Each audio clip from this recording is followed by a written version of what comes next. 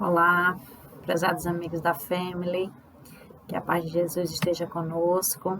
É um prazer estar aqui mais uma vez, a convite da casa. Trazemos mais um momento de conversa e reflexão acerca de um tema do Evangelho, à luz da nossa doutrina espírita. O tema que trouxemos hoje, é liberdade de consciência. Esse assunto está no Livro dos Espíritos, na segunda parte da Lei dos Espíritos, que trata das leis morais. No capítulo 10º da terceira parte, está a Lei de Liberdade. E dentro da Lei de Liberdade, nas questões 835 a 842, está a liberdade de consciência. Sobre ela que vamos falar um pouquinho hoje, refletindo sobre o que é liberdade, o que é consciência, o que é liberdade de consciência, para que serve, como aplicar, como isso se dá no nosso dia a dia, no nosso cotidiano da nossa vida. São essas reflexões que queremos fazer hoje. Nos dicionários da língua portuguesa, nós vamos encontrar a definição de liberdade como sendo o direito de ir e vir, decidir ou agir de acordo com a própria vontade, desde que não prejudique outra pessoa. E a definição de consciência como sendo percepção dos fenômenos próprios da existência, capacidade de discernir, conjunto de valores morais, noção do que se passa em nós. E só nós, homens, temos esse atributo da consciência. Só nós temos consciência de si mesmo como um indivíduo, uma pessoa única, uma individualidade. As demais espécies da natureza não têm essa consciência, então isso é um atributo do homem. E aí, unindo as duas definições das palavras liberdade e consciência, nós conceituamos que liberdade de consciência é o direito de pensar e agir, adotar conjunto de valores e crenças de acordo com a própria vontade e o que se entende como adequado. E o que é que os espíritos nos dizem a esse respeito? Eles nos dizem que a consciência é um pensamento íntimo que pertence ao homem como todos os outros pensamentos e que através do pensamento o homem goza de uma liberdade sem limites, porque o pensamento não conhece barreiras. Nós sabemos disso que acontece conosco o tempo todo. Nós começamos aqui pensando, por exemplo, em comprar o pão que acabou e aí começamos a divagar sobre os ingredientes do pão, sobre o preço do pão, terminamos falando da economia do país, sobre os preços das coisas. Então, um pensamento encadeia no outro, simplesmente flui, não tem barreira. A gente pula, uma coisa puxa outra e as barreiras realmente são inexistentes. Então, a gente consegue verificar isso em nós facilmente. E o pensamento, assim, por essa liberdade sem limites, não é possível aniquilá-lo, não é possível matá-lo. O máximo que se pode fazer é impedir a manifestação do pensamento. Mas uma vez criado o pensamento, não tem como a gente dispensar, digamos assim. Uma vez pensado, está pensado, não há como dispensar. É sobre isso que ele fala, sobre essa liberdade sem limites que o pensamento goza.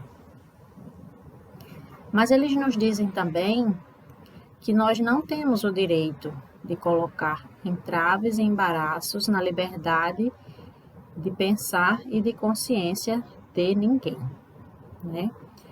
Mas aí nós sabemos que não é algo assim tão simples e fácil ter esse direito respeitado por todos. Nós vemos nas sociedades, nas organizações, nas famílias, nas religiões, em diversas instituições da sociedade como um todo, as imposições de pensamento, as limitações de pensamento que são colocadas aos membros, não dando o direito de expor as suas opiniões, não dando o direito de dar sugestões, muito menos de discordar, não é?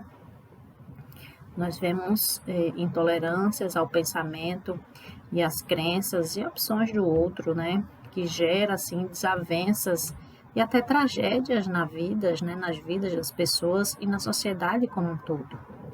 Isso tudo porque não se aceita o modo de pensar do outro apenas por ser diferente. Né? São reflexões que nos vêm falando sobre esse assunto. E o resultado desses entraves, dessas barreiras colocadas à liberdade de consciência é que torna nós, os homens, hipócritas, né? Pessoas que, por força de constrangimento, agem de maneira diferente do seu modo de pensar. Geram também as desarmonias e os conflitos nas pessoas, né? Desarmonias e conflitos internos, por não poder se expressar o seu pensamento, causa esses conflitos internos nas pessoas.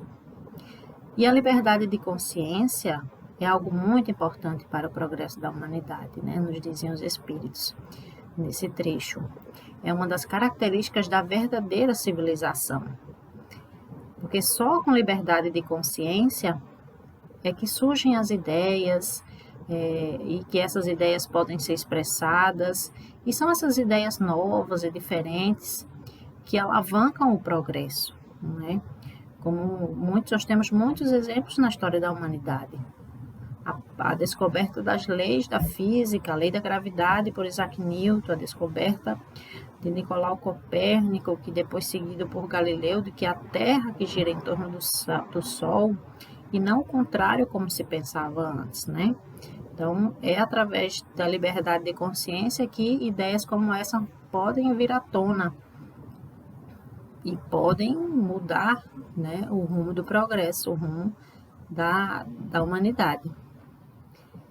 Trazendo para o nosso cotidiano, muitas vezes nós nos deparamos com problemas complicados na nossa vida, que nos tiram ali o sossego, nos tiram o sono e nós não conseguimos resolver. E aí nós conversamos com um amigo, um tio, um pai, uma mãe, e aí eles nos dão ideias que nós sequer havíamos cogitado a respeito daquele assunto. Ou seja, pensamentos e ideias diferentes, eles nos enriquecem, eles auxiliam o nosso desenvolvimento. As empresas fazem muito isso, né? Para resolver seus problemas, para inovar nos seus processos, para criar novos produtos, novos serviços, reúnem seus colaboradores, acionistas, pessoas interessadas, para que todos possam dar ideias e sugestões de melhoria. O poder público já faz isso hoje em dia, chama a sociedade para as audiências públicas para discutir determinados temas de interesse geral, né? Então, é uma ferramenta muito importante de progresso, a liberdade de pensamento e de consciência, dar novas ideias e novos pensamentos, que essas ideias possam ser manifestadas. Deus nos coloca juntos, né? Nós, assim, espíritos em diversos níveis evolutivos, justamente para que nos ajudemos mutuamente a evoluir. Cada um com o que possui, compartilhando o seu conhecimento, suas ideias, para somar com tudo. A sabedoria divina é fantástica, né? Realmente. Mas então, após esses esclarecimentos dos espíritos, né? Sobre o respeito à liberdade de consciência e crença. Então, será que nós podemos concluir que toda crença merece ser respeitada? E se ela for uma crença falsa, se ela trouxer prejuízos à sociedade, será que é atentar contra a liberdade de consciência, colocar barreiras a essas crenças? Será que por respeito à liberdade de consciência, nós devemos deixar que crenças e doutrinas falsas se propaguem? Como, por exemplo, se for uma crença como aquela daquele cidadão alemão chamado Hitler, lá por volta dos anos de 1900 e pouco, 1930 e pouco, tinha de criar uma supremacia, uma raça mariana superior, A crença dele levou a torturar e a matar cerca de 6 milhões de judeus. Então, os espíritos respondem a Kardec a respeito disso, que as crenças que devem ser respeitadas são aquelas que são sinceras e que conduzem à prática do bem. O contrário disso é reprovável. E que reprimir os atos externos de uma crença, quando esta causa prejuízo, não é atentar contra a liberdade de consciência, porque a crença ela é íntima e inacessível. Reprime-se os atos externos apenas. Ninguém consegue acessar a crença do outro e matá-lo, e matar aquela crença, né? Conta uma história sobre essa questão de Galileu em relação à teoria do heliocentrismo, né? Que era o Sol, que era o Sol que girava em torno da Terra, que ele foi levado à forca, né, à morte por conta dessa crença, que ele disse que era o contrário, que era a Terra que girava em torno do Sol. Então, ele, para manter a sua integridade física, né, ele abdicou da crença, mas foi obrigado a declarar, né, expressamente que abdicava daquela crença, mas dizem que baixinho ali ele disse, mas que gira, gira. Ou seja, ninguém consegue aniquilar a crença de outro, né? A crença continua com ele. A expressão dela é que foi impedida. E aí é importante a gente ter claro que respeitar a liberdade de consciência não é sinônimo de sermos omissos e coniventes quando vemos falsas ideias ou falsas crenças se propagarem e vendo pessoas sendo desviadas do caminho da verdade. Né? Certamente que nós podemos e até devemos auxiliar o esclarecimento dessas pessoas com o conhecimento que nós temos. Mas a chave aqui é a maneira como devemos fazer isso, não é? E aí, gente, o nosso exemplo, né? O nosso exemplo é Jesus. Sempre e para tudo, o nosso exemplo é Jesus.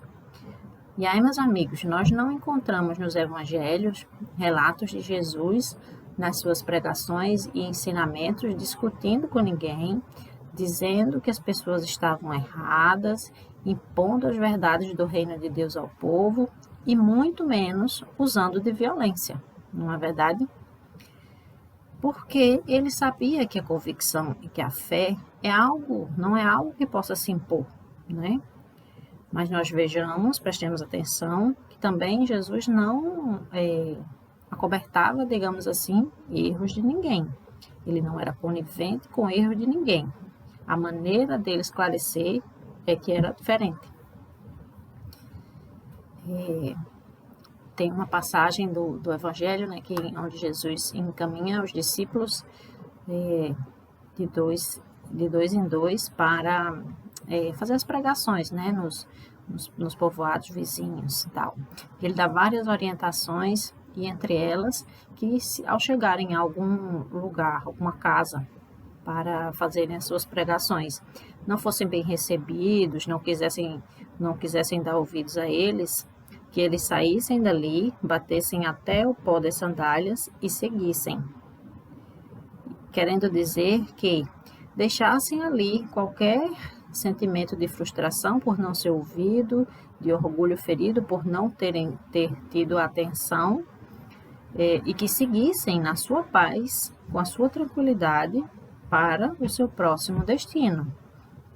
Não ficassem ali insistindo, nem forçando as pessoas a ouvirem, né? Essa passagem está no Evangelho de Lucas, no capítulo 10, versículos 10 e 11. Nós vemos situações parecidas com essa acontecer nas campanhas do quilo, nas campanhas do pedágio, para quando muitas vezes não somos atendidos, não aceitam a nossa mensagem, seguimos em frente. Um outro exemplo que temos da maneira como Jesus agia é na passagem da mulher adúltera, né, que encontramos no Evangelho de João, capítulo 11. Levaram até Jesus uma mulher que foi pega em adultério, que estava sendo levada para a sua pena, que pela lei de Moisés era o apedrejamento. E aí levaram até Jesus e questionaram o que ele achava daquela atitude daquela mulher. Já estavam com as pedras na mão, assim, prontas para disparar na mulher. E aí Jesus levanta uma reflexão para aquelas pessoas ali, dizendo: quem não tiver pecado, que atire a primeira pedra. Nós vemos aí que a maneira de Jesus ensinar é pela doçura, pelo esclarecimento, levando a reflexão daquelas pessoas e a consequente mudança, jamais pela força ou pela violência, não é? Se há algo que possa ser imposto, é o bem e a fraternidade, mas não acreditamos que o meio de fazê-lo seja pela violência, dizem os espíritos a Kardec em uma das respostas desse assunto, né? Aquelas pessoas, após ouvir a ponderação de Jesus, elas desistiram de apedrejar a mulher. Foram soltando as pedras e saindo, se dispersando. Eles entenderam que não podiam julgar e condenar, né? Nem Jesus condenou a mulher. Ele disse para ela: eu também não te condeno. Embora ele tivesse a superioridade moral para isso, né? Observemos que Jesus também não a liberou da sua falta.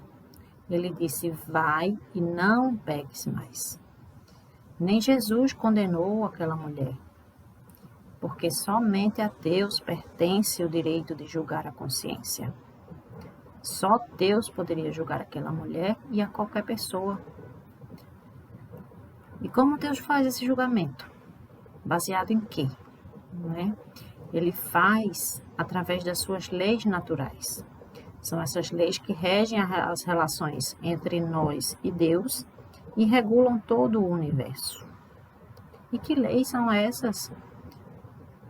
Isso está no Livro dos Espíritos, mas e quem não conhece o Espiritismo? Quem não lê o Livro dos Espíritos, não conhece essas leis. Como saber quais são? Meus queridos, Deus nos ama infinitamente. Ele é soberanamente justo e bom. Ele não iria nos largar aqui nesse planeta ou em qualquer outro sem nos dar o norte, as regras para alcançarmos a felicidade, ou iria deixá-las escondidas, restritas somente a algumas pessoas. A lei de Deus está gravada na nossa consciência. Essa é uma resposta à pergunta 621 do Livro dos Espíritos. Ele colocou no lugar onde todos podemos acessar.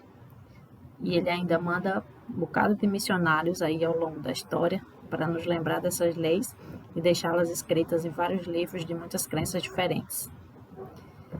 Por isso nós sabemos quando erramos. A nossa consciência registra as infrações e nos avisa, né? Por isso que aquelas pessoas que iam apedrejar a mulher soltaram suas pedras. Elas entenderam que não podiam. Nós falamos que não devemos ser omissos nem coniventes, né, com ideias e crenças falsas e deixar que se propaguem.